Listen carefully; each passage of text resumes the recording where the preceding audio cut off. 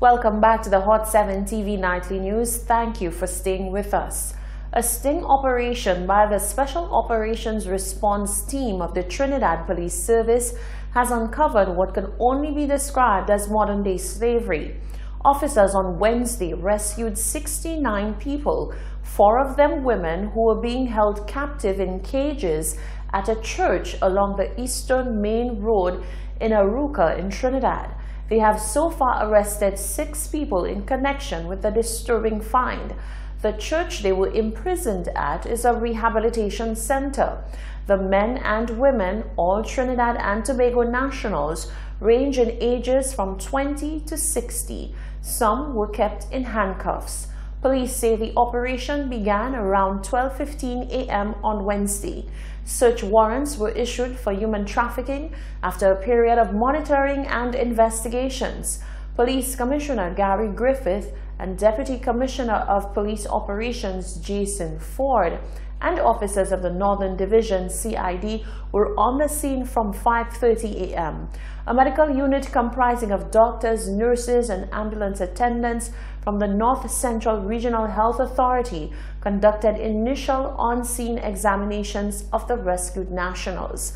Police say senior officers were tipped off to the possible illegal imprisonment of people months ago. An investigation was launched by Commissioner Griffith to determine whether there was negligence of duties on the part of officers. Griffith will provide updates on the investigation in due course. In other news, rap star Nicki Minaj has spoken out about the death of Joshua Brown, who was a key witness in the murder trial of Amber Geiger. In doing so, she was critical of the kindness and forgiveness shown to Amber Geiger by Brand Jean and Judge Tammy Kemp, who both hugged Geiger. But Dallas police say there is no truth to speculation that Brown's shooting was linked to the Geiger trial or somehow involved Dallas police.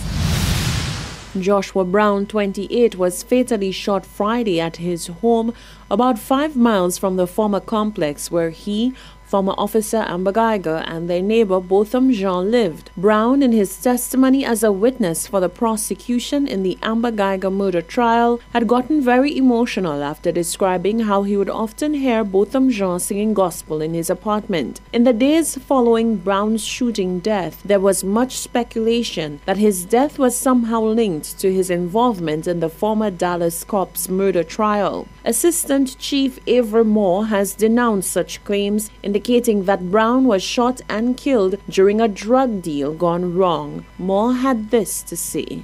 As you know, there's been speculation and rumors that have been shared by community leaders claiming that Mr. Brown's death was related to the Amber Geiger trial and somehow the Dallas Police Department was responsible.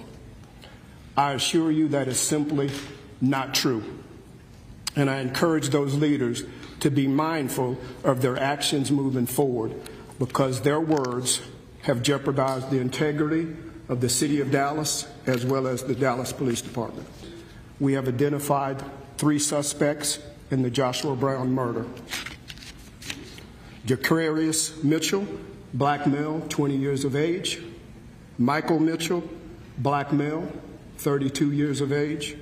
Thaddeus Green, black male, 22 years of age. According to suspect Jacarius Mitchell, all 3 suspects came from Alexandria, Louisiana, to purchase drugs from Joshua Brown. Ahead of Moore's announcement, rap star Nicki Minaj took a swipe at the Jean family on Twitter. Speaking on Joshua Brown's death, Nicki Minaj wrote on Twitter, quote, "I wonder if they were hugging on him after he got off that stand the way they were all boo-hoo crying, hugging on the murderer. Talk about a slap in the face. Go hug on his fatherless child now. He should have let y'all suffer and minded his business. This is heartbreaking. R.I.P." End quote. That was a tweet by Nicki Minaj. Views on the aftermath of the trial remain polarized, especially among Black Americans who have railed against police brutality and discrimination toward people of color. Meanwhile, Joshua Brown's family has retained the services of attorney Lee Merritt, who represented Jean's family in the Amber Geiger case. Merritt on Tuesday called for Dallas police to recuse themselves from the investigation into Brown's shooting. Merritt has called for an independent investigation into the killing. He said it doesn't mean that there is evidence of police involvement or a connection to the Geiger case. The reaction to the killing of Joshua Brown has sparked conversations about witness safety. It must be noted that police say the death is in no way connected to the Amber Geiger trial, but many are still unable to shake the feeling that Brown's willingness to testify may have had something to do with his untimely death. In black culture, particularly in the U.S., it is often frowned upon to be a witness for the state or prosecution in criminal cases. The term rat is often used to describe those who are witnesses. In that context, do you believe that enough is done to protect witnesses in criminal cases? Tensions raised as members of the public question if the death of Joshua Brown, neighbor to Botham Jean, has anything to do with his willingness to testify on behalf of the state in the Amber Geiger trial. So today we ask, do you believe that enough is done to protect police witnesses? Here's what you had to say. Not really, because what happened is I can't understand, because we have to secure another guy. Most racist country in the world right now, you know. Once you're black, you can't survive in America. They're only using black to do what they want, like track and field. Yes, black. Now I'm saying that after that, they don't like black at all. Okay, so that I'm not surprised they kill that man. But they don't like blacks, period. You know, so I'm not surprised. Was there any protection in the first place? We don't even know. Was that witness ever protected? Now, if the witness was protected, there wasn't enough protection. That's what I think. Surely, I support witnesses should be given more protection. And secondly, I think it was a matter of victimization to black people that a witness which was against for a black man was shot to death. Well, you see, white people are always for white people. Black people always for black people.